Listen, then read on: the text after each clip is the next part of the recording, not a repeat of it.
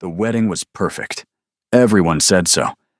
Cressida Vaillant stood at the altar of St. Aldrich's Cathedral, drowning in white silk and orange blossoms, and watched Hadrian Vane, the 5th Duke of Ashworth, speak his vows with all the warmth of a man reading a shipping ledger. His voice was correct, each word precisely articulated, with the careful diction of a man who had been raised to perform for audiences since he could walk. His posture was flawless, shoulders squared beneath his perfectly tailored coat of midnight blue superfine, chin lifted at exactly the proper angle, the very image of aristocratic breeding that had been cultivated over 17 generations of Vanes. His gray eyes, the color of winter slate shot through with silver, looked through her as if she were made of nothing more substantial than glass, as if she were already invisible to him, already forgotten, already consigned to the margins of his life before their life together had even properly begun. She had known this was an arrangement. Her father had made that abundantly clear when he announced the match 3 months ago, sitting her down in his mahogany-paneled study with its smell of tobacco and old leather, a glass of brandy in his weathered hand, and exhaustion carved into every line of his beloved face. The Vaillants had money, new money from shipping and trade, that had multiplied exponentially over 2 decades of shrewd investment and calculated risk, the kind of fortune that made old aristocracy wrinkle their powdered noses even as they extended their soft, uncalloused hands for loans and investments they desperately needed. The Duke of Ashworth had a title that stretched back 400 years to a grateful king and a battlefield promotion earned in blood, estates that sprawled across 3 counties like sleeping giants, and debts that were hemorrhaging funds faster than his army of increasingly desperate stewards could count them. It was a transaction, pure and simple, dressed up in white lace and cathedral hymns and the solemn weight of sacred vows. She was not naive enough to believe otherwise, but something in the way he refused to meet her eyes, in the way his gaze slid past her, as if she were not worth the effort of focus, made her stomach tighten with a dread she could not name and could not shake, no matter how many times she told herself she was being foolish. "I do," she said when prompted, her voice ringing clear and strong through the vaulted space with its soaring arches and centuries of accumulated prayer. Her voice did not shake, did not waver, and did not betray the pounding of her heart or the clammy dampness of her palms beneath her long white gloves. She was proud of that, at least. She had practiced those 2 small words in her mirror for weeks, standing before her reflection in the gray light of dawn, determined that whatever else happened on this day, whatever disappointments awaited her in the years ahead, she would speak them with conviction, with the appearance of choice, even if the choice had been made for her by men who valued connections and commerce over her happiness. Hadrian slid the ring onto her finger, cold metal against colder skin, a band of gold that felt more like a shackle than a symbol of eternal love, and the priest declared them man and wife in the eyes of God and the assembled witnesses. The cathedral erupted in polite applause, the sound echoing off ancient stone walls that had witnessed centuries of such unions, some few happy, most merely tolerable, many quietly desperate. Her brother Benedict stood rigid in the front pew, his expression set in that particular way that meant he was controlling his temper through sheer force of will, and his dark eyes fixed on the Duke with undisguised suspicion, perhaps warning, or perhaps the helpless fury of a man who had argued against this match for months, who had begged their father to reconsider, and who had lost. The wedding breakfast was a blur of champagne and congratulations that tasted of nothing but duty and performance. Cressida smiled until her face ached, until the muscles in her cheeks burned with the sustained effort of maintaining a pleasant expression for hour after endless hour. She accepted kisses on her cheek from women who had whispered about her family's common origins just last season, who had turned away with thinly veiled disgust when she entered ballrooms, who had made certain, through 1,000 small cruelties and pointed snubs, that she understood money could never buy breeding, could never buy acceptance, could never buy belonging among their ancient and illustrious ranks. She watched her new husband move through the crowd with practiced ease, charming dowagers with perfectly timed anecdotes, and laughing with lords over shared jokes she would never understand, never once returning to her side, never once looking for her in the crowd, never once acknowledging that she existed at all beyond the brief ceremony that had bound them together for life. By evening, they had arrived at Thornhaven Hall. The Duke's ancestral estate rose from the evening mist like something out of a Gothic novel her governess would have confiscated. All gray stone weathered by centuries of English rain and climbing ivy that seemed to devour the walls with hungry green fingers, and windows that watched like dark and knowing eyes that had seen too much and judged all of it wanting. The building seemed to crouch against the darkening sky, ancient and disapproving, its towers reaching upward like accusatory fingers pointing toward a heaven that seemed very far away indeed.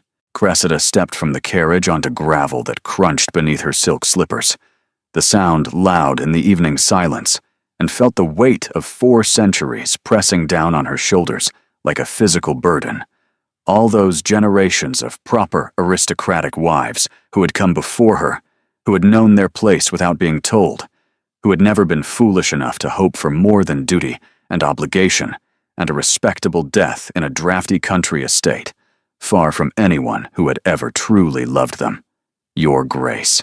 The housekeeper, a severe woman named Mrs. Pembury, with steel-gray hair pulled back in a merciless bun, and eyes that missed nothing and forgave even less, curtsied deeply with the practiced grace of long service.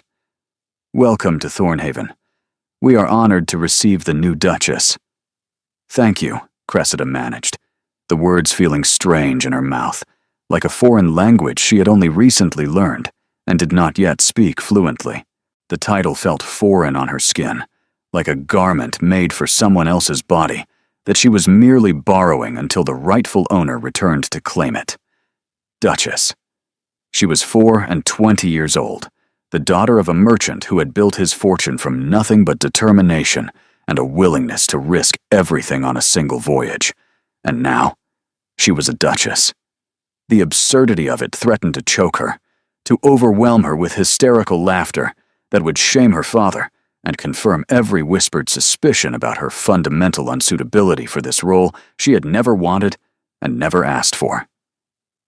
Hadrian appeared beside her, offering his arm with mechanical precision, the gesture empty of warmth or welcome or any human feeling she could identify.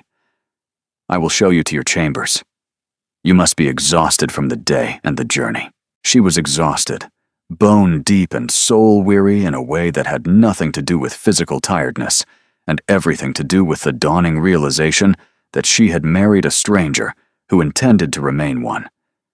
But more than that, she was confused and unsettled by the hollow courtesy in his voice, by the way he held her arm as if she might contaminate him with her common blood, as if touching her was a duty he performed rather than a pleasure he sought or even tolerated with good grace. This was the man she would spend the rest of her life with, would bear children for, would grow old beside watching from across vast dinner tables and separate bedchambers, and he touched her like she was something distasteful, something to be endured rather than cherished, a necessary evil rather than a chosen companion. The Duchess's chambers were beautiful in the way that museums were beautiful, impressive and carefully curated, but ultimately cold and unwelcoming. Pale blue wallpaper covered the walls in an intricate pattern of climbing roses that must have cost a small fortune to import from France. Delicate furniture in the Louis XV style was arranged with careful precision, as if posed for a portrait no one would ever paint, and a bed draped in cream silk seemed to stretch for miles, far too large and empty for one person to ever fill with anything but loneliness. A fire crackled cheerfully in the marble hearth, casting dancing shadows across the ceiling painted with cherubs and clouds, and someone had placed fresh flowers on the vanity, roses and lilies, whose perfume was almost cloying in the enclosed space. It was perfect and impersonal, like a room in a museum designed to impress visitors rather than to comfort inhabitants who might actually have to live there. "My chambers are through that door," Hadrian said, nodding toward a connecting entrance of dark, polished oak that gleamed in the firelight like something ominous rather than promising. His voice was flat and informational, as if he were describing the location of the library rather than the path to marital intimacy. "If you need anything, ring for your maid. She will attend you at any hour." He paused, something flickering in his expression too fast to read, a shadow passing across his handsome features before vanishing like smoke. "I hope you will be comfortable here at Thornhaven." "Thank you." She hesitated, her heart beating faster than she wanted to admit, her mouth suddenly dry with nervousness and something that might have been hope if she had been foolish enough to let it grow. "Will you, tonight?" The words hung between them, heavy with implication and expectation, and centuries of tradition that dictated what should happen next. Wedding night, the consummation that would seal their union in the eyes of God and law and society, that would make this marriage real and binding in ways that mere vows and signed documents and witnessed ceremonies could never achieve. The duty she had prepared herself for through whispered conversations with married friends and careful reading between the lines of her aunt's awkward advice, the intimacy she had both dreaded and, in her most secret moments, wondered about with a mixture of fear and forbidden curiosity that she would never admit to anyone, least of all herself. Hadrian's expression shuddered completely, closing off like a door slamming shut in her face. "Rest tonight," he said flatly, the words clipped and final as a death sentence pronounced by a hanging judge. "We have had a long day, both of us. There will be time enough for everything else in the days and weeks ahead. There is no need to rush." He left before she could respond, the door clicking closed behind him, with a finality that echoed through the empty chamber like the closing of a tomb where she would be buried alive for the rest of her natural life. Cressida stood alone in her beautiful empty chambers, listening to his footsteps fade down the corridor, growing fainter and fainter with each step, until there was nothing but silence pressing in from all sides, thick and oppressive, a living thing that seemed to squeeze the breath from her lungs and make the vast room feel like a prison cell with silk wallpaper. Her maid, a young woman named Tansy, who had traveled with her from her family's estate, and whose fierce loyalty was the only familiar thing in this foreign and hostile place, appeared from the dressing room with a sympathetic expression she tried and failed to hide. "Your Grace, shall I help you undress?" "Yes." Cressida's voice sounded strange to her own ears, hollow and distant, as if coming from someone standing very far away on the other side of a great chasm she could not cross. "Yes, thank you, Tansy." She went through the motions like a sleepwalker moving through a dream from which she could not wake, no matter how desperately she tried.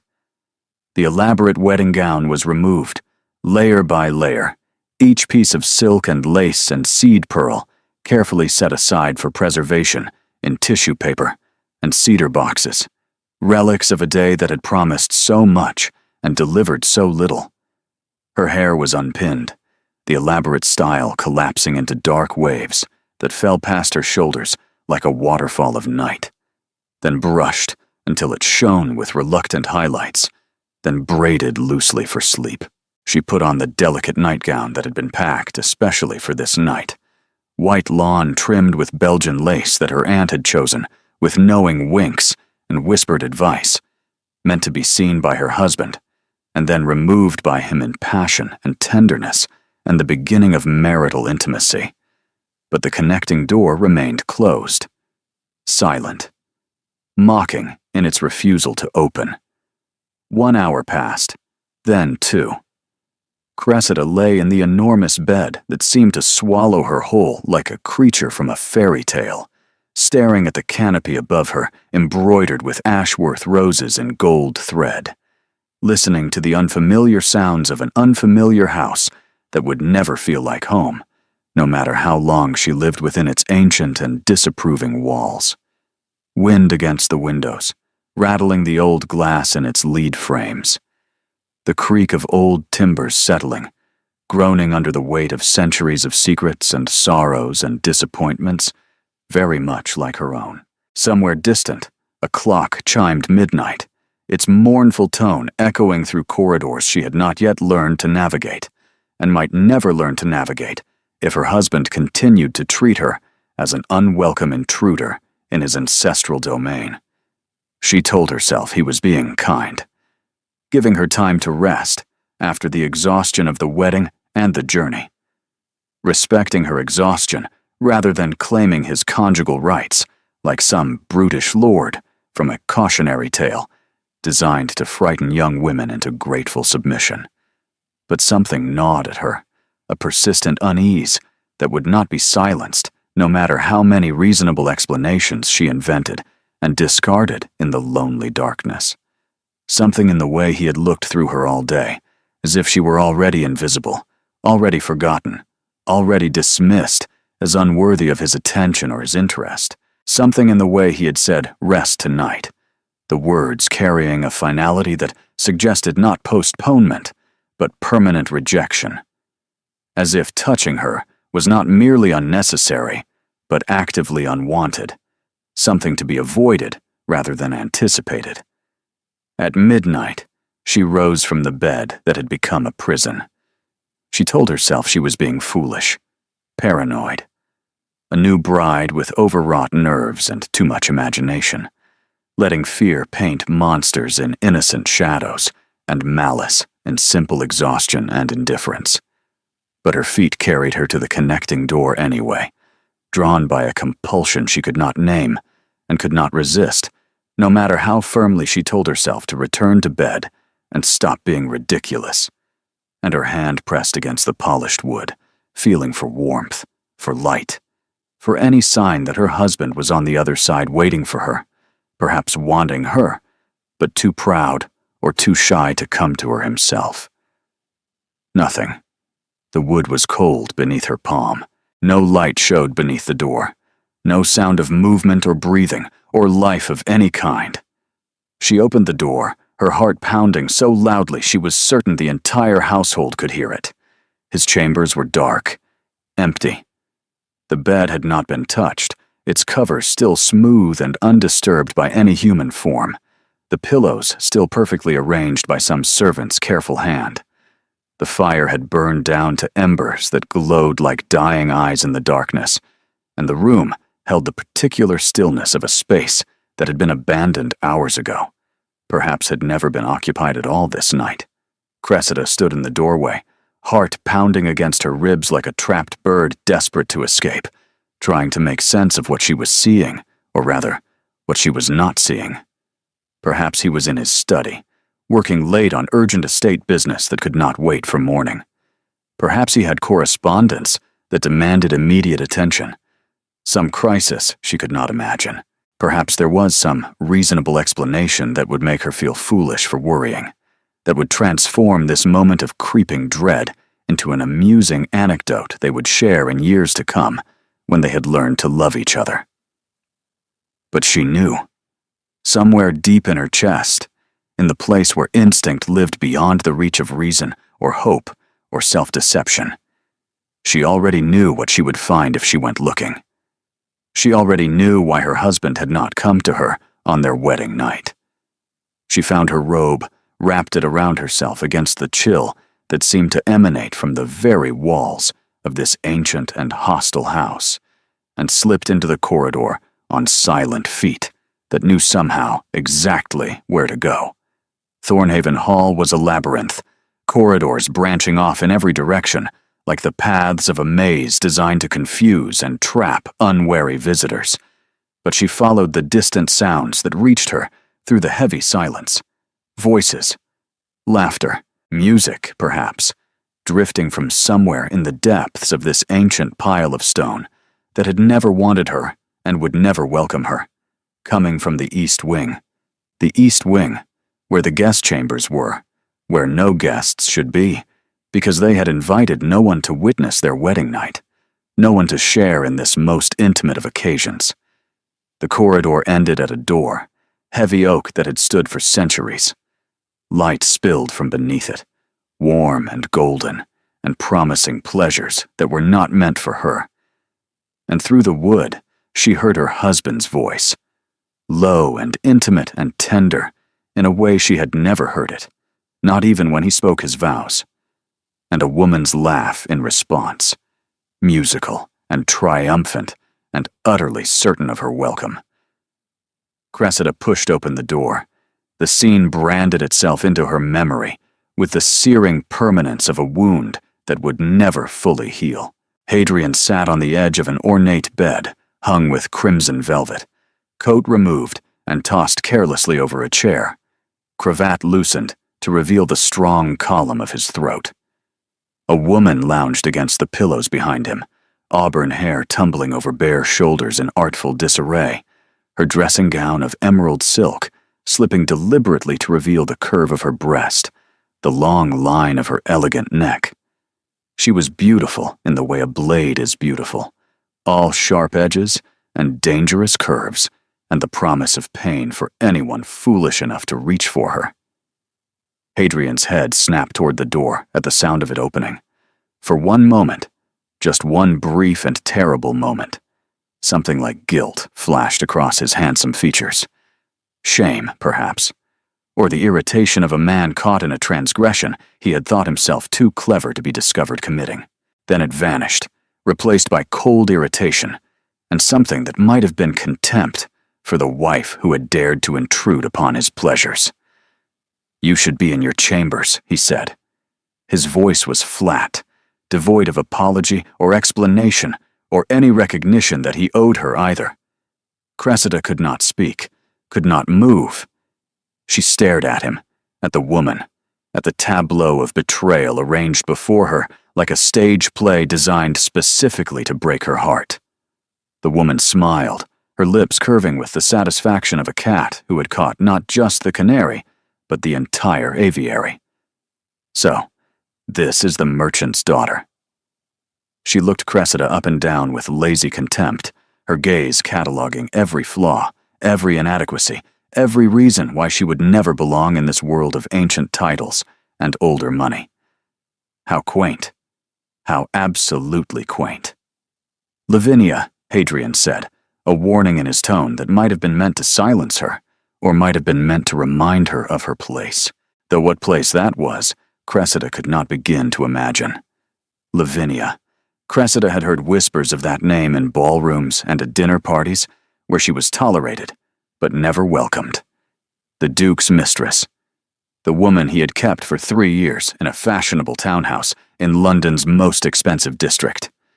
The woman everyone assumed he would dismiss once he married, packed off to the continent, with a generous settlement and instructions never to return.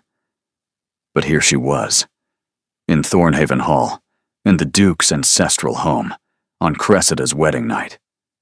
"Return to your room," Hadrian said, rising from the bed with the languid grace of a man who had nothing to apologize for and no intention of pretending otherwise. "We will discuss this tomorrow. Discuss." Cressida found her voice, and it came out steady, almost eerily calm, in a way that surprised even her. "Discuss what, precisely? How you have humiliated me on the first night of our marriage. How you brought your mistress into your ancestral home while your bride waited alone. How you have shown me exactly what I am worth to you." Enough. His voice cracked like a whip, sharp and commanding and utterly without remorse. "You forget yourself. You forget your place." She stared at him. This stranger she had married. This man who had stood before God and 400 witnesses and spoken vows he had clearly never intended to keep for even a single night. "No," she said. Her voice was soft but steady, carrying a conviction that surprised her as much as it seemed to surprise him. "I believe you have forgotten yourself, Your Grace. I believe you have forgotten what honor means, what duty means, what the vows you spoke this morning were supposed to mean." She turned and walked away before he could respond, her back straight, her head high, refusing to let him see the devastation that was crumbling her from the inside out. Her legs carried her somehow, back through the labyrinth of corridors, back to her chambers, though she could not afterward remember a single step of the journey. Only when the door closed behind her did she allow herself to tremble, to shake, to feel the full weight of what had just happened crash down upon her like a collapsing building. Tansy appeared immediately, her eyes wide with concern and growing horror. "Your Grace? What happened? You are pale as death itself."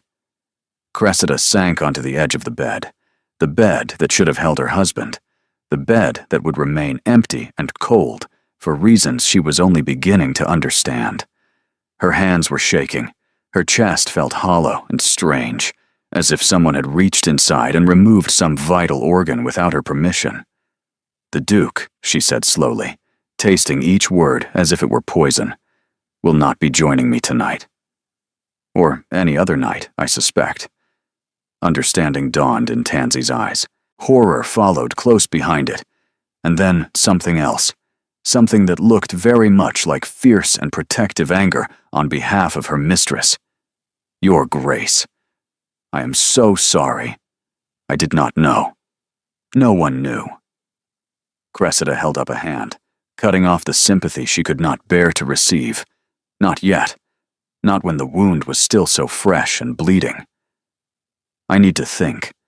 I need time to think about what this means and what I am going to do about it." But there was nothing to think about, not really. The truth was brutally simple, as most truths are when stripped of the comfortable illusions we wrap around them. Her husband had chosen his mistress over her on their wedding night. He had made his priorities clear. He had shown her exactly where she stood in his estimation, which was nowhere at all. The question was not what had happened. The question was what she would do about it. Morning came gray and cold, the light filtering through the windows like something reluctant to enter this house of betrayal and broken promises. Cressida had not slept, not even for a moment. She had spent the long, dark hours staring at the canopy above her, turning her options over like stones in her palm, examining each one for sharp edges and hidden paths forward. She could flee home in tears and shame, confirming every whispered suspicion about merchant daughters who did not belong in aristocratic beds and would never learn to occupy them with grace. She could accept her humiliation, become one of those invisible wives who haunted the edges of their own lives like ghosts, tolerated but never truly seen. Or she could fight. By dawn, she had made her decision, and it was not the one anyone would have expected, from a girl raised to please, to accommodate, to make herself small enough to fit into spaces that were never designed to hold her. She dressed with care, choosing a gown of deep burgundy velvet that made her look older, more severe, more like someone who could not be easily dismissed or ignored. She pinned her dark hair in an elegant, unassailable style that spoke of authority rather than youth. When she examined herself in the mirror, she saw a woman she barely recognized, a woman with steel in her spine and fire in her eyes. Good, she thought. Let him see someone new. Let him see what he has awakened. The breakfast room was empty when she entered, the long table set for one, clearly expecting nothing more than a weeping bride who would hide in her chambers. She sat alone at the enormous table, surrounded by ancestral portraits that seemed to look down on her with disapproval, eating toast she could not taste, when the door opened. Hadrian entered.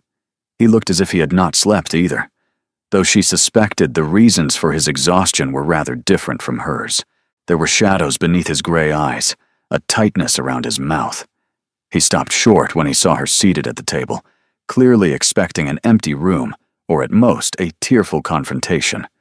"You are awake," he said, and she heard the surprise in his voice, the confusion at finding her composed and present rather than hiding in her chambers. I am. She sipped her tea, pleased that her hand did not shake. I assumed we had matters to discuss. Unless you would prefer to pretend that last night did not happen. He moved to the sideboard, his back to her, helping himself to food with deliberate casualness. I did not expect you to be so composed. I expected tears and recriminations and dramatic threats. What did you expect? Weeping? Hysteria? A dramatic flight back to my father's house in tears of shame and humiliation? Perhaps, he admitted. Then you do not know me at all. She set down her cup with a careful click. But then, you never intended to know me, did you? I was never meant to be anything more than a signature on a contract and a body to produce your heirs. This marriage is a business arrangement, he said, his voice flat and unapologetic. You knew that when you agreed to it. Your father knew it when he negotiated the terms. Do not pretend now that you expected something more. I knew that. What I didn't know was that you would bring your mistress into this house on our wedding night, that you would humiliate me so publicly, so deliberately, and so completely without shame or remorse. Something shifted in his expression, but she could not tell if it was guilt or merely irritation at being called to account for his actions. Lavinia has been part of my life for 3 years, he said. I will not discard her simply because I was required to take a wife for financial and dynastic purposes. She is no threat to you. Required. The word landed like a slap across her face. I see. And what am I required to do in this arrangement? Pretend she does not exist? Smile politely when she appears at your side? Accept my role as the inconvenient obstacle to your happiness? You are required to bear my name and eventually my heirs. Beyond that, I expect very little from you. You will have everything a duchess could want except my attention and my affection, which are not mine to give. The cruelty of it stole her breath for a moment, the casual way he dismissed her as unworthy of even basic consideration. Then she laughed. It was not a pleasant sound, but it was better than crying. You find this amusing? I find it clarifying. She rose from the table, smoothing her skirts with hands that had steadied themselves through sheer force of will. You have made your position clear, Your Grace. Allow me to make mine equally so. She stepped toward him, close enough to see the faint scar along his temple, the flecks of silver in his gray eyes. I will not flee back to my father's house in tears. I will not hide in my chambers while your mistress parades through this estate. I am the Duchess of Ashworth now, whatever you intended that title to mean, and I will act like one. His expression hardened. Meaning? Meaning I will run this household as is my right. I will host your events, manage your staff, and present myself to society as your wife in every way that matters. I will be so perfect, so irreproachable, so utterly above reproach that no one will ever question my place here. She smiled, and it was a blade aimed directly at his heart. And your Miss Croft will be treated exactly as she deserves, as a guest in my home, a temporary one. You have no authority to remove her, he said, but there was something uncertain in his voice now, something that hadn't been there before. I have every authority. She held his gaze, refusing to look away. I am your wife. I control the domestic sphere of this estate. If you wish to challenge me on that, take it before the courts. I am sure society will find the spectacle fascinating. Silence stretched between them, heavy with implications neither was willing to voice. You are not what I expected, Hadrian said finally. No, I do not imagine I am. She walked past him toward the door, then stopped, looking back over her shoulder with the confidence of a woman who had nothing left to lose. One more thing. I will not share you publicly. Whatever you do with her in private is your concern. But if you embarrass me again, if you flaunt her in front of guests or staff, I will make your life very difficult indeed. Is that a threat? It is a promise. I learned negotiation at my father's knee, Your Grace. I do not make threats I cannot keep. She left him standing in the breakfast room, staring after her with an expression that might have been confusion, or might have been the first stirrings of something that almost resembled respect. She found Mrs. Pembury in the housekeeper's parlor, going over accounts. "I would like a full tour of the household," Cressida said.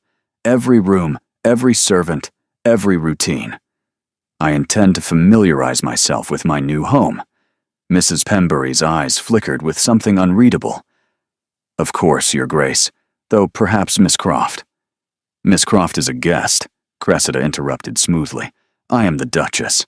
Is there confusion about which of us holds authority here?" Something like approval crept into the housekeeper's stern features, softening her expression in a way Cressida had not expected.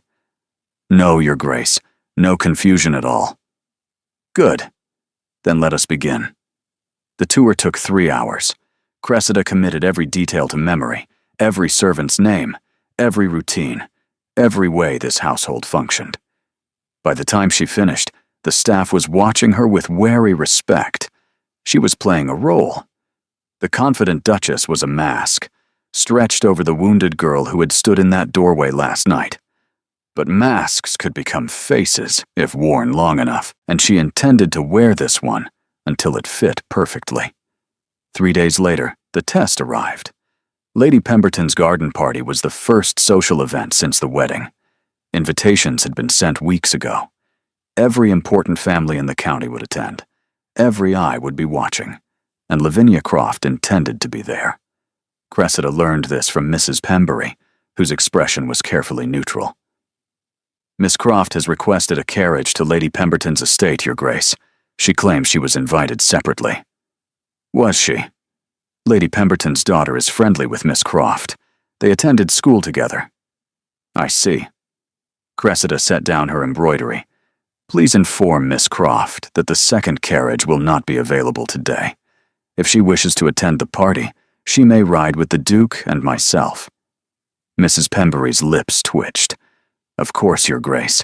The carriage ride to Lady Pemberton's estate was deeply uncomfortable." Cressida sat beside Hadrian, spine straight. Across from them, Lavinia lounged against the cushions, watching Cressida with open amusement. "How domestic," Lavinia drawled. "The three of us traveling together. People will certainly talk." "Let them," Cressida said calmly. "I have nothing to hide, don't you?" Lavinia's smile sharpened. A merchant's daughter, elevated so far above her station. "Some might say you have everything to hide." Hadrian shifted uncomfortably. "Lavinia," he said, a warning in his tone. "I am merely making conversation, darling. We shall be spending a great deal of time together. We might as well be civil." "Indeed," Cressida agreed. "Civility is so important among ladies." The emphasis was deliberate. Lavinia's smile froze. Lady Pemberton's garden was a sea of silk and parasols. Cressida felt the stares the moment she stepped from the carriage. "The new Duchess," someone whispered. "And look, she brought the Mistress." Cressida kept her expression pleasant. She greeted her hosts with grace, made polite conversation with dowagers, and eventually found a glass of lemonade. Hadrian had disappeared into a group of men discussing horses. Lavinia had attached herself to younger women, laughing too loudly. "Your Grace," a voice said beside her. Cressida turned. The woman who approached was perhaps 40, with sharp eyes and silver threading through dark hair. "Lady Whitford," the woman introduced herself. "I was a friend of the late Duchess. How kind of you to introduce yourself. I imagine you are learning a great many things." Lady Whitford's gaze flicked to Lavinia. "New brides often do." "I am fortunate to have an excellent housekeeper," Cressida said lightly. "Mrs. Pembury has been invaluable." Lady Whitford's expression shifted to something like approval. "You have a steady nerve, Your Grace. That will serve you well." "I hope so. Steadiness is often more valuable than beauty or charm." "Indeed it is." Lady Whitford smiled warmly. "I believe we shall be friends, Duchess." One ally gained. The opportunity came before sunset. Lady Pemberton had organized a small performance. Chairs were arranged on the lawn. Cressida found a seat near the front. Hadrian sat beside her. And Lavinia approached. There was no empty seat beside Hadrian. Cressida had made certain of that. Lavinia hesitated. Her smile tightened. "Your Grace," she addressed Hadrian. "I wondered if—" "I'm afraid all the seats in this row are taken," Cressida interrupted smoothly. "But there are several available near the back, by the servants." Silence fell. Every nearby head turned. Lavinia's face went white, then red. "My wife is correct," Hadrian said slowly. "The seats here are occupied." Lavinia stared at him. Then she turned and walked away. Later that evening, Hadrian stopped her in the corridor. "That was well done," he said. "At the party?" "Was it?" Lavinia is not accustomed to being outmaneuvered. Then she should learn. She opened her chamber door and stepped inside, leaving him in shadows. The confrontation came 3 days after Lady Pemberton's garden party. Cressida was in the morning room, reviewing household accounts with Mrs. Pembury, when the door opened without warning. Lavinia stood in the threshold, dressed in pale gold silk. "Mrs. Pembury, I require a private word with the Duchess." Mrs. Pembury looked to Cressida, who nodded. "Of course, Miss Croft." The housekeeper departed, closing the door with pointed care. "You performed well at Lady Pemberton's," Lavinia said. "I underestimated you." "Thank you." It was not a compliment. Lavinia moved into the room. "I have been Hadrian's companion for 3 years. I know him better than anyone, better than his friends, and certainly better than a wife he met 4 months ago. I do not doubt it."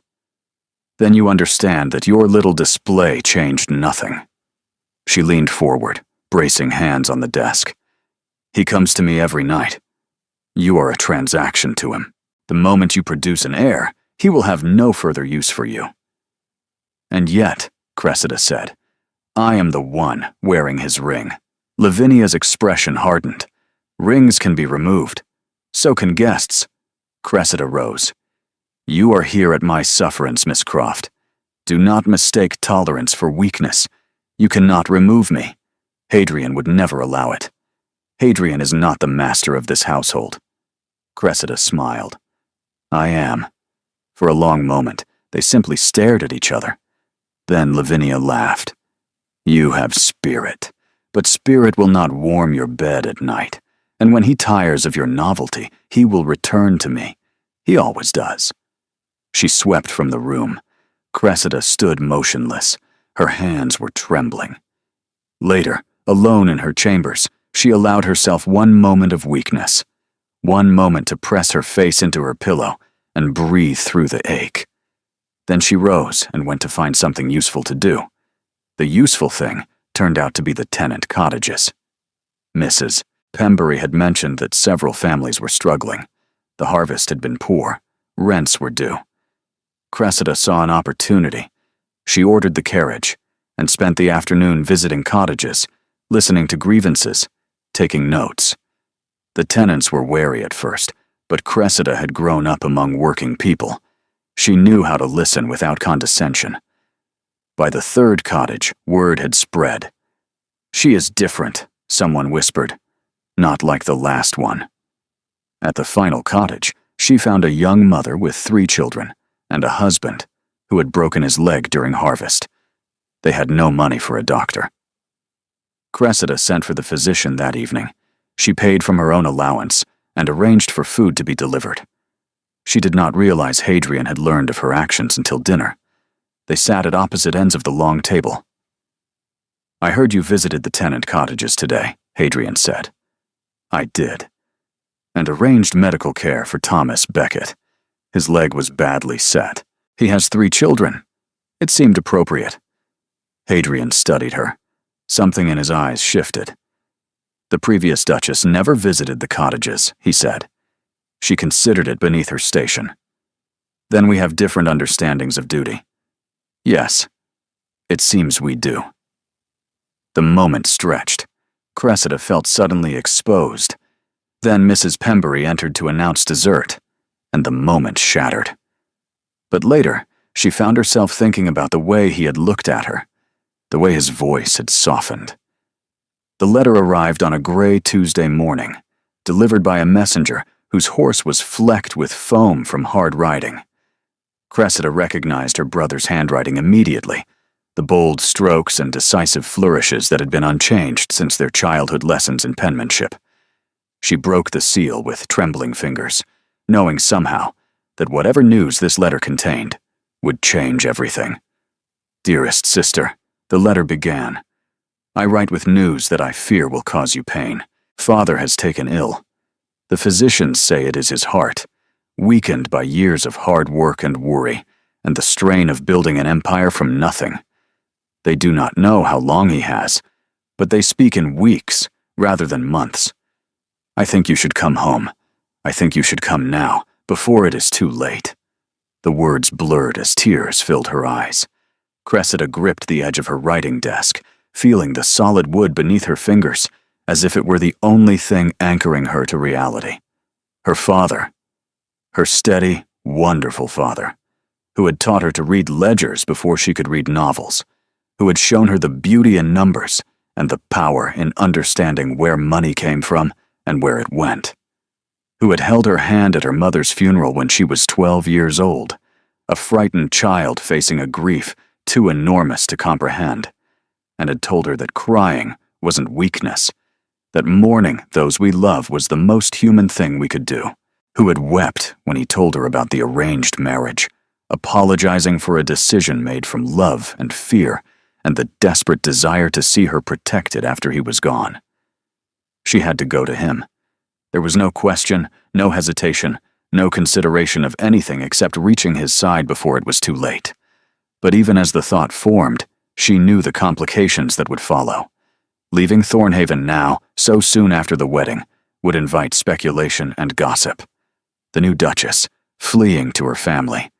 The whispers would multiply, the questions would be asked, and Lavinia would be triumphant, would see it as proof that she had won. Cressida was still sitting frozen, the letter clutched in her hand, when the door opened. Hadrian entered, dressed for riding, and stopped short when he saw her face. The color had drained from her cheeks, and her eyes were bright with unshed tears. "What has happened?" he asked, and there was something in his voice that sounded almost like concern. She held out the letter without speaking, unable to find words. He took it and read, his expression shifting from confusion to something that looked remarkably like empathy. "Your father is dying," he said quietly. "Yes, you need to go to him. Immediately." She looked up at him, surprised by the certainty in his voice, by the absence of the cold distance that had characterized all their interactions. "I know what you are thinking," Hadrian continued, moving to stand by the window, where the gray light fell across his features. "The gossip, the appearances, what people will say. None of that matters. Not compared to this." His voice was rough with something she could not identify, some emotion she had never heard from him before. "I know what it is to lose a father," he said. "Mine died when I was 17. I was in London when it happened, attending some meaningless party, dancing and drinking and thinking myself terribly sophisticated. By the time the message reached me, by the time I could arrange transportation home, it was over. He was gone, and I didn't make it in time to say goodbye." She stared at his back, this stranger she had married, hearing for the first time something that sounded like genuine pain beneath his aristocratic composure. This was the most personal thing he had ever said to her, the first glimpse beneath the mask he wore. "I have regretted that every day since," he said quietly. "Do not make my mistake. Do not let pride or appearances or anything else keep you from your father's side. Go to him. Go now. Will you come with me?" He turned at last, and she saw surprise in his gray eyes. "Would you want me to? My brother would take it as an insult if you did not, and I find that I would prefer not to make this journey alone. Then I will come." The journey took 2 days of hard travel, the carriage rattling over rutted roads, while rain streaked the windows like tears. They traveled in near silence for most of the journey, but it was different than before. Less hostile, less cold.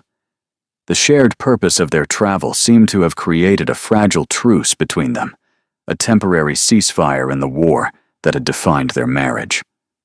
On the second evening, at an inn where they stopped to rest the horses and take a meal, Hadrian spoke. "Tell me about him. Your father." "Why?" "Because you look as if you might shatter at any moment, and perhaps talking will help. Perhaps remembering who he is, rather than focusing on what is happening, will give you strength." It was the gentlest thing he had ever said to her. She found herself speaking, the words pouring out like water through a broken dam. About her father's rise from nothing, a dock worker's son who had saved every penny and taken every risk, and somehow, against all odds, built a shipping empire. About his first ship, a leaky vessel he had purchased with borrowed money and sailed himself because he could not afford a crew. About his fortune lost in a storm that sank 3 ships in a single night, and rebuilt through determination and cleverness and an absolute refusal to accept defeat. She told him about her father's hands, scarred from rope burns in his youth, calloused from honest labor he had never been ashamed of. About his laugh, loud and unashamed, the kind of laugh that filled a room and made aristocrats wince at its common exuberance. About the way he had loved her mother, so completely and so openly that even death could not diminish it. She talked until her voice grew hoarse, and Hadrian listened without interruption, his gray eyes fixed on her face with an intensity that was nothing like the cold indifference she had grown accustomed to. When she finally stopped, exhausted and emptied, he reached across the table and touched her hand. It was brief, lasting only a moment before he pulled back. But the warmth of his fingers against hers sent a shock through her entire body, a reminder that beneath all the armor and coldness, there was still a human being capable of comfort and connection. "He sounds remarkable," Hadrian said quietly. "He sounds like exactly the kind of father every child deserves." "He is." Her voice cracked, breaking on the word. "And I've wasted so much time being angry at him for arranging this marriage.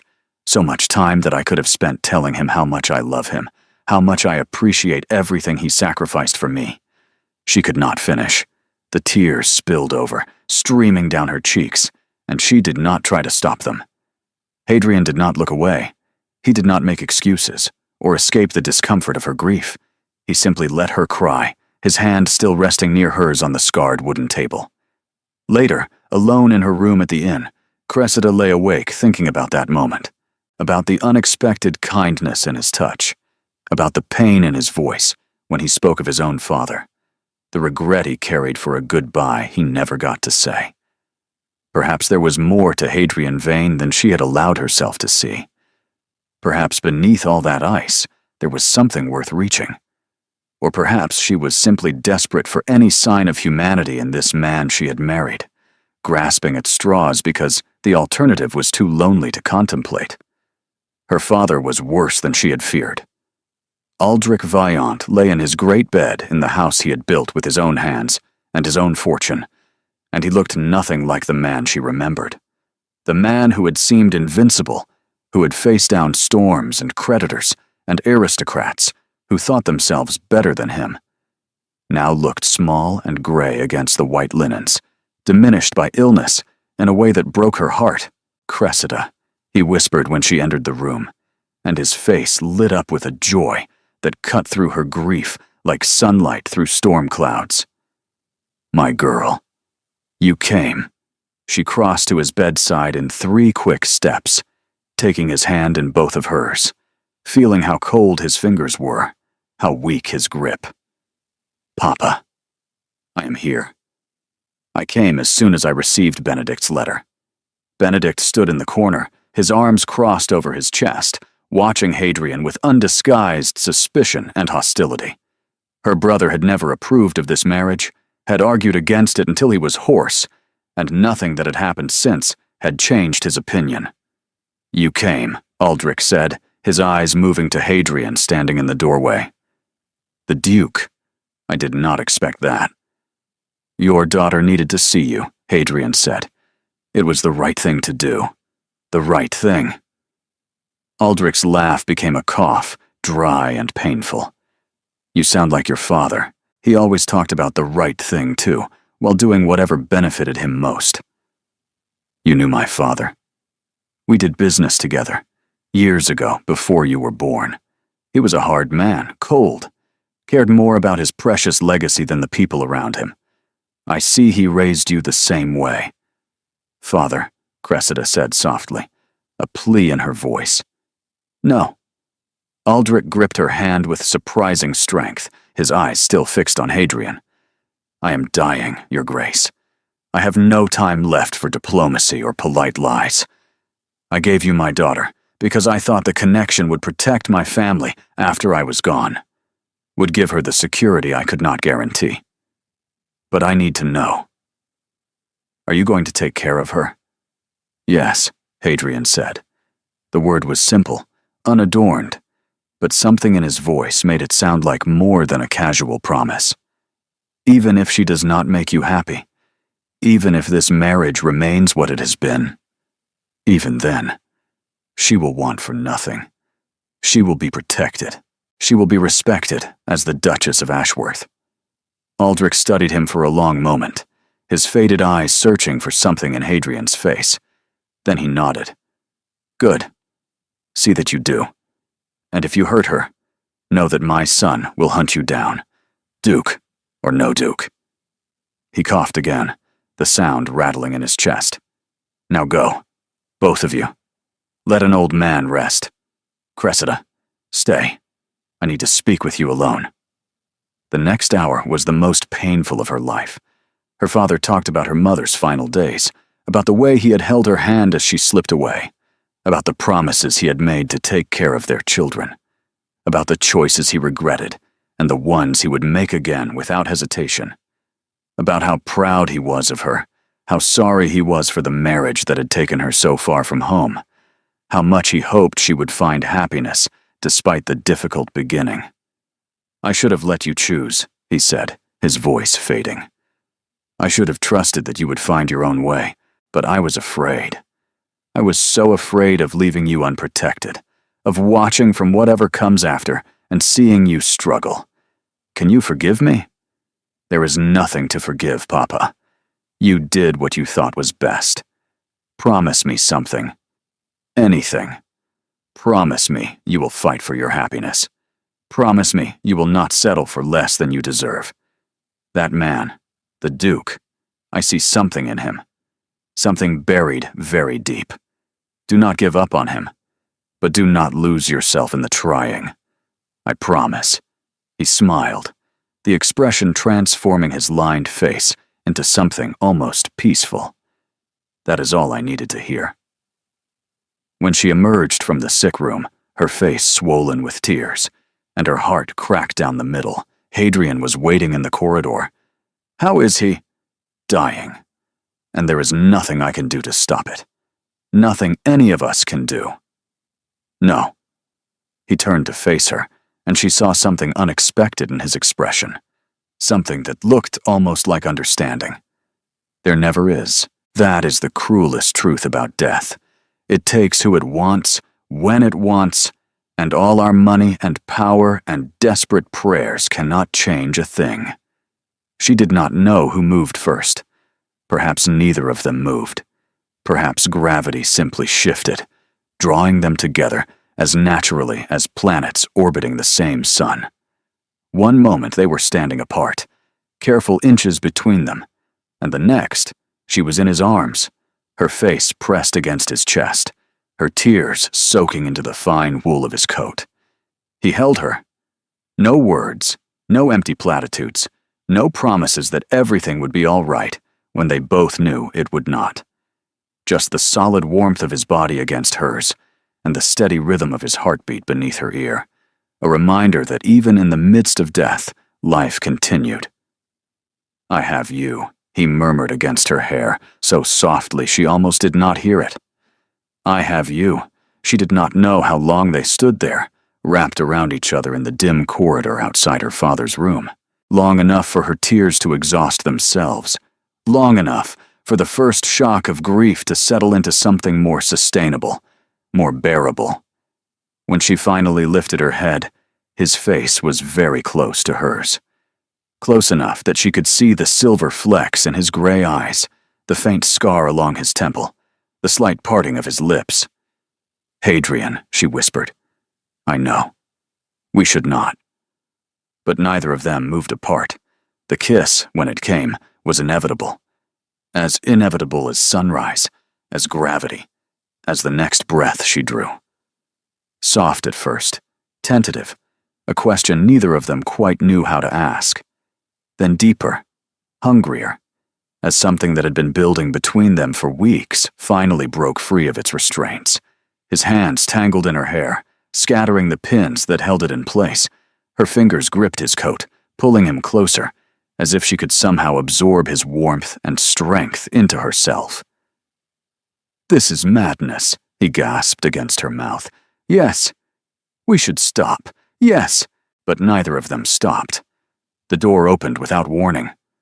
Benedict stood in the threshold, his expression shifting from concern to shock to cold fury as he took in the scene before him. "The physician is here," he said flatly, each word dropping like a stone into still water.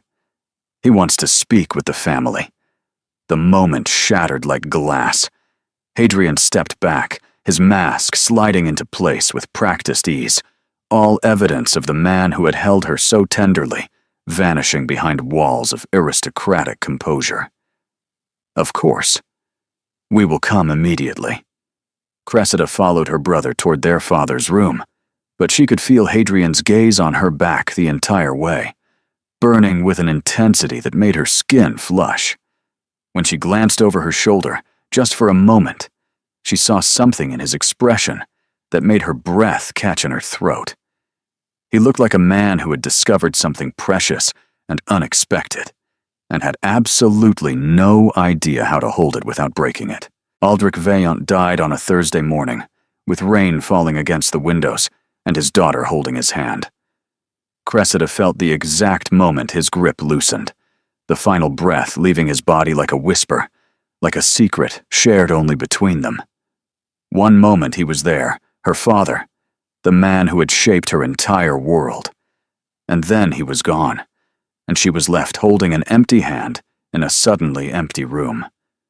Benedict found her an hour later, still sitting at the bedside, still holding the hand that would never grip hers again. "He is at peace now," her brother said, and his voice rough with his own grief. "Come away, Cressida. There is nothing more you can do." She let him lead her from the room, her body moving automatically, while her mind remained frozen, unable to fully comprehend what had just happened.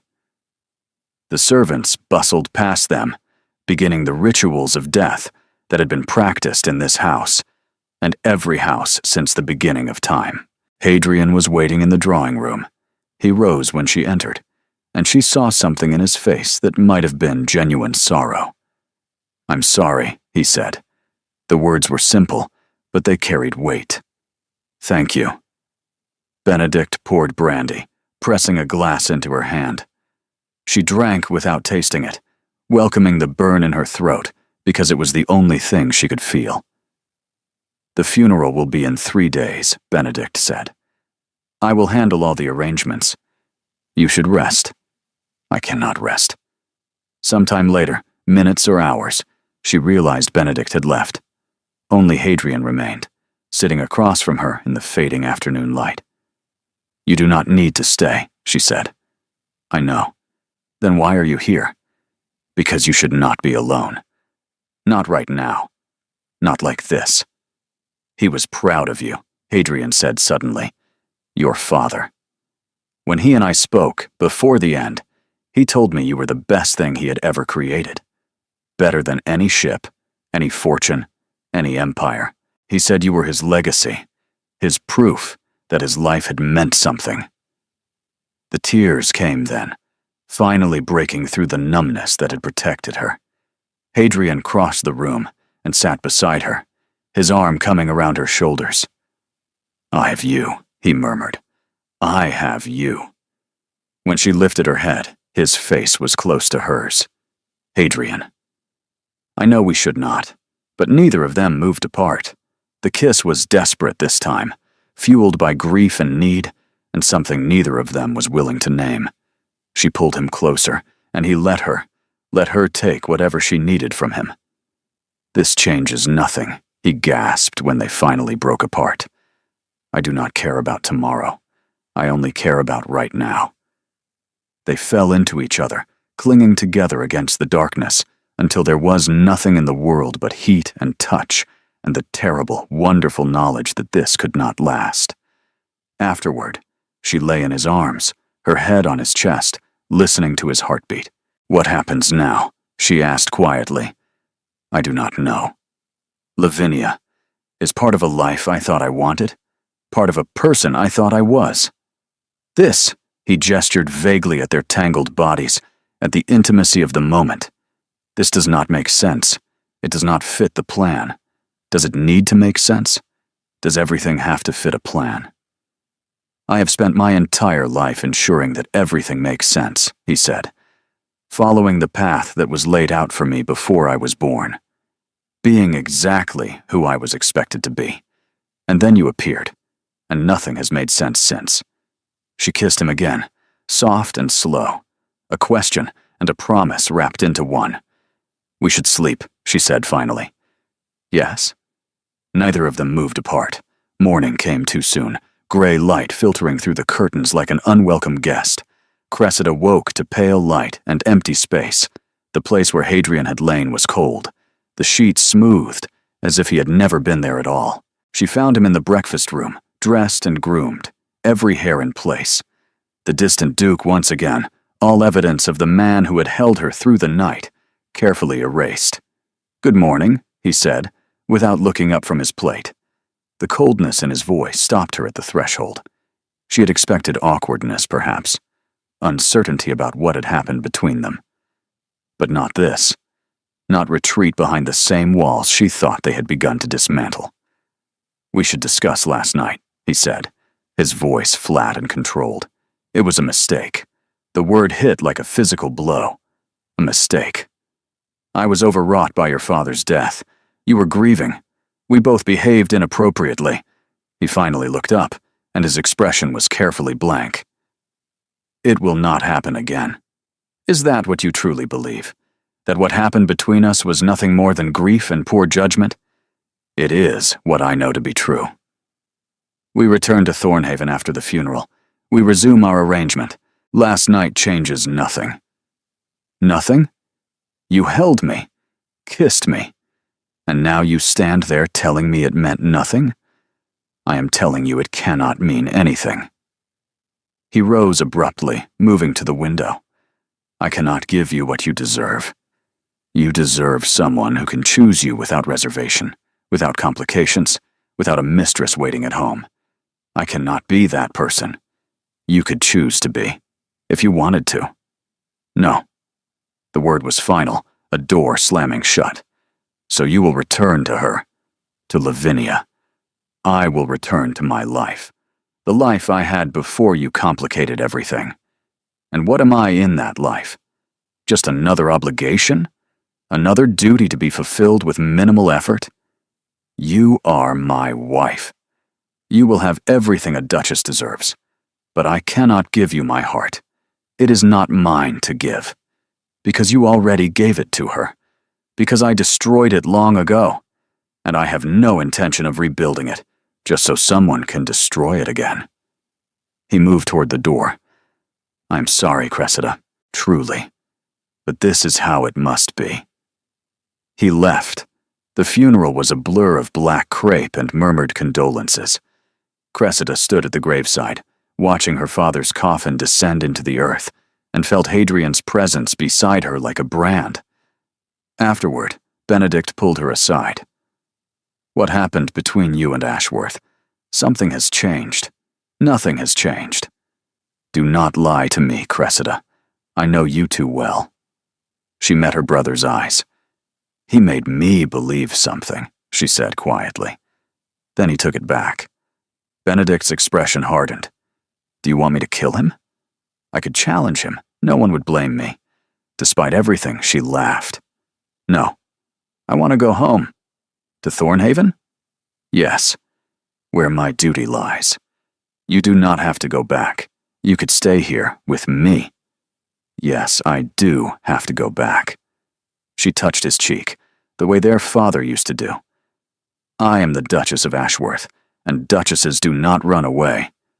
Thornhaven Hall had never looked more forbidding. Cressida descended from the carriage into gray afternoon light, staring up at the stone facade that was now her prison as much as her home. The ancient walls seemed to watch her with the same cold judgment they had shown on her wedding day, as if they knew she was returning defeated, her heart bruised, and her hopes in ruins. Mrs. Pembury met her at the door, her severe face softened by something that might have been sympathy. Welcome home, Your Grace. I trust the journey was tolerable. Is Miss Croft still in residence? The housekeeper hesitated, and that hesitation told Cressida everything she needed to know. Yes, Your Grace. She's been quite comfortable in your absence. Well, Lavinia's voice echoed from the staircase, dripping with triumph. The prodigal wife returns. She descended the stairs like a queen, ascending to her throne, dressed in crimson silk that made her auburn hair blaze like fire. I was sorry to hear about your father, Lavinia continued, not sounding sorry at all. Hadrian told me everything, how you comforted each other in your time of grief. The implication was clear, and Cressida felt her cheeks flush despite herself.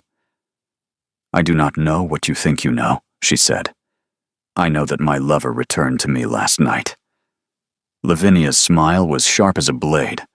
Whatever happened between you and your father's dreary little house, it changed nothing. He chose me. Again. As he always does.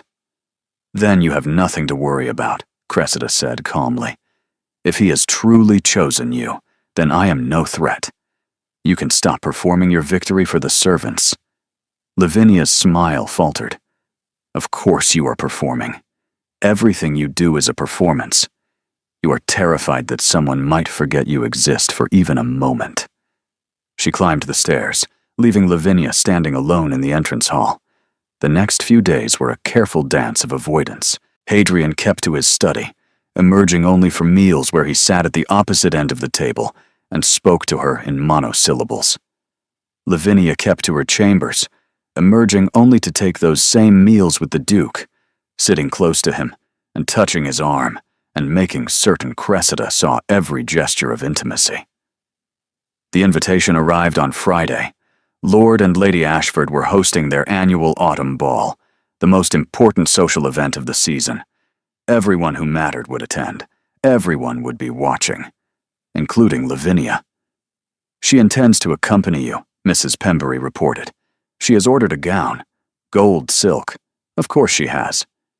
Your Grace, the staff is concerned for your well-being. We have seen, she hesitated. We have observed things that trouble us. I appreciate your concern, Cressida said, but this is my battle to fight, and I intend to win it. The ball was 3 days away, 3 days to prepare. Cressida thought about her father, about the way he had built his empire from nothing, refusing to accept defeat, turning every setback into fuel for greater determination. Tansy, she said. Yes, Your Grace. I need a new gown, something spectacular, something that will make every woman at that ball wish they were me. Tansy's face lit up with understanding. I know exactly the thing. The night of the Ashford ball, Cressida descended the staircase in a gown of midnight blue velvet. The dress was a weapon, and she wielded it deliberately. It clung to her figure in all the right places before cascading into a full skirt that whispered against the marble steps. Her dark hair was piled high in an elaborate style, threaded with her mother's sapphire hairpins that caught the candlelight and turned it into stars. Her shoulders were bare, her spine straight, her expression serene. She looked like a duchess. More importantly, she felt like one. Hadrian waited in the entrance hall, dressed in immaculate black. His eyes widened when he saw her, and for just a moment, the mask slipped. "You look," he started. "Adequate." Cressida smiled coolly. "Shall we?" Lavinia appeared at the top of the stairs in gold silk, every bit as dramatic as promised. She took one look at Cressida and stopped short. She had expected to outshine the Duchess. She had not expected competition. The carriage ride was tense. Lavinia stared at Cressida with undisguised hostility. Ashford Manor blazed with light. Hundreds of candles, hundreds of guests. Cressida entered on Hadrian's arm and felt the weight of every stare. "The new Duchess," someone whispered. "But look who follows, bold as brass." Then Lavinia made her move. It happened during the first dance. Cressida was partnered with Lord Ashford himself when she saw Lavinia approach Hadrian. The mistress said something, smiled that predatory smile. And then, before the entire assembled company, she took Hadrian's arm and led him toward the dance floor. The whispers became a roar. Cressida finished her dance, thanked Lord Ashford, and watched her husband waltz with his mistress in front of everyone who mattered. This was the public humiliation Lavinia had planned, the final proof that Cressida would never truly be Duchess. Lady Whitford appeared at her elbow. "Your Grace, everyone is watching." "I know. What will you do?" Cressida smiled, and it was not a kind smile. "Win." She walked onto the dance floor. The music faltered. Dancers stumbled to a halt. Every eye in the room fixed on the Duchess as she approached her husband and his mistress mid-waltz. "Forgive me," Cressida said, her voice carrying in the sudden silence. "But I believe this dance belongs to me." Lavinia's face contorted with fury. "How dare you?" "I dare because I am his wife." Cressida held out her hand to Hadrian, her gaze steady and certain. And because some things should not be forgotten, even in the heat of the moment. The entire room held its breath. Hadrian stared at her outstretched hand, at the calm certainty in her eyes. He released Lavinia. "You are right," he said quietly. "Forgive me." He took Cressida's hand. The music resumed, and they danced. She could feel his heart pounding through his gloves, could see the shock in his eyes, the confusion, and the dawning realization. "You are magnificent," he murmured. "I am your wife. I do not deserve you." "No, you do not." The dance ended. The crowd erupted in applause, and Cressida saw Lavinia standing at the edge of the floor, white-faced with fury, utterly defeated. But the victory was hollow, because nothing had truly changed, unless someone made it change. They did not speak on the carriage ride home. Lavinia had departed separately, claiming a headache, but her absence only made her presence more palpable.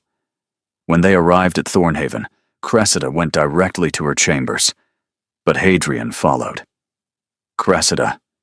"Wait." She turned. "What is there to say?" "Everything." He stepped closer, his expression raw in the candlelight. "What you did tonight. The way you refused to be humiliated. The way you claimed what was yours. You showed me what I have been too blind to see. And what is that? That I have been a fool. A coward. Exactly as you said." "You were right," he continued. "I have been running, hiding behind duty and obligation because feeling something real terrified me. Lavinia was safe. She asked nothing of me but money and status. She never challenged me, never made me question who I was. And I do? You make me question everything." He reached for her hand, his fingers trembling. "From the moment you walked into that chamber on our wedding night and refused to look away from the truth, you have been tearing down walls I spent my entire life building. Then why did you keep pushing me away? Because I didn't believe I deserved you. I watched you mourn your father with such grace. I watched you face Lavinia's cruelty without flinching.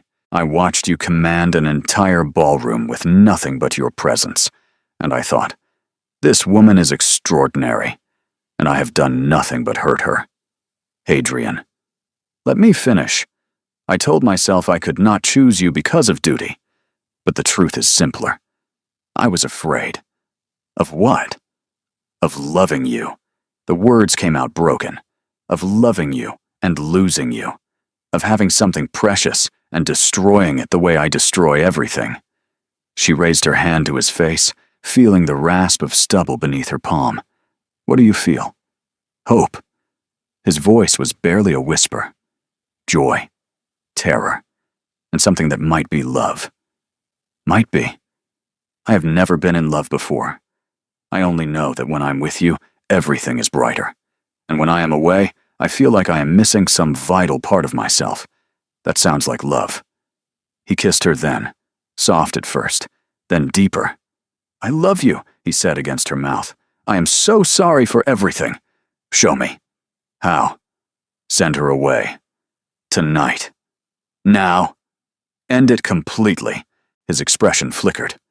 Fear, then resolve. Yes.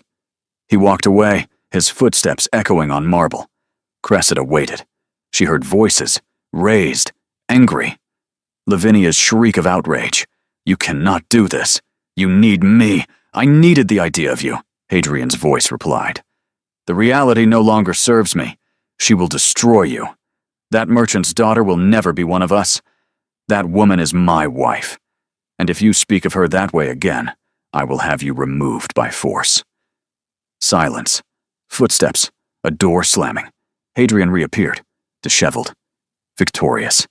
It is done. Truly? She leaves at first light. I told her she has no place in my home, my life, or any future I intend to build. And what future is that? One with you. He took her hands. If you will have me. If you can forgive me. I cannot promise to forget. But I can try to forgive. That is more than I deserve. Yes. But I find myself inclined to give it anyway. He swept her into his arms. I love you, he said. I will spend every day proving it. I intend to hold you to that. The scandal, when it came, was everything society hoped for, and more. Word spread quickly that the Duke of Ashworth had expelled his notorious mistress from the ancestral estate in defense of his merchant-born wife. The gossips were delighted. They were even more delighted when the Duke and Duchess began appearing together at every social function, clearly, unmistakably in love. It is extraordinary, Lady Whitford observed to Cressida at a garden party 3 months after the Ashford ball.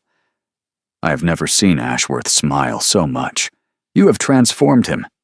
He transformed himself, Cressida replied. I simply provided motivation. And it was good. Better than Cressida had ever imagined possible. Hadrian had been true to his word. Every day, he found new ways to show her what she meant. Small gestures, like bringing her tea exactly how she liked it. Large ones, like publicly acknowledging her role in modernizing the estate's tenant relations. And intimate ones, like the way he held her each night.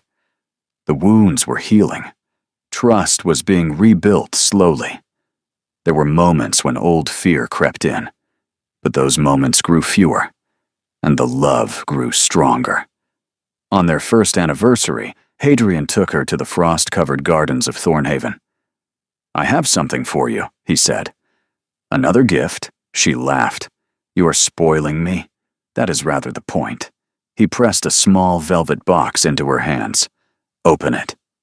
Inside was a ring, a single sapphire, the exact color of the gown she had worn to the Ashford ball. This was my grandmother's, Hadrian said.